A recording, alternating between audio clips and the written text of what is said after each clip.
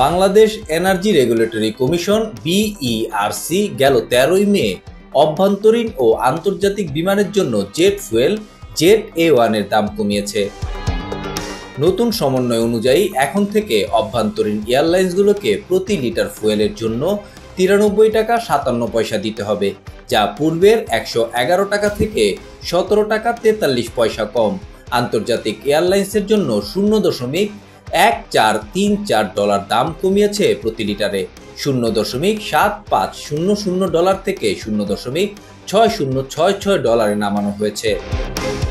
অন্যদিকে Bangladesh petroleum corporation BPC storage ও বিক্রয় চার্জ নতুন করে নির্ধারণ করেছে, যা প্রতি লিটার ফুয়েলের জন্য 4.04 টাকা। পদ্মা অয়েল কোম্পানি বিক্রির চার্জ পুনর্নির্ধারণ করে প্রতি লিটারে 88 পয়সা নির্ধারণ করেছে। এর আগে গত 18 ফেব্রুয়ারি বিপিসি জেট ফুয়েলের দাম পুনর্নির্ধারণের প্রস্তাব দেওয়া হয় এবং 23 মার্চ বিইআরসি এ প্রস্তাবের ওপর গণশুনানির আয়োজন করে। সাধারণত Bangladesh petroleum corporation jet fuel আমদানি করে এবং পদ্মা অয়েল লিমিটেড এককভাবে এয়ারলাইন্সগুলোকে সরবরাহ করে। সম্প্রতি বেসরকারি প্রতিষ্ঠান পার্টেক্স পেট্রোলিয়াম দেশের প্রথম কোম্পানি হিসেবে জেট ফুয়েল উৎপাদন শুরু করেছে। প্রতিষ্ঠানটি প্রতিদিন 2800 ব্যারেল জেট ফুয়েল উৎপাদন করবে।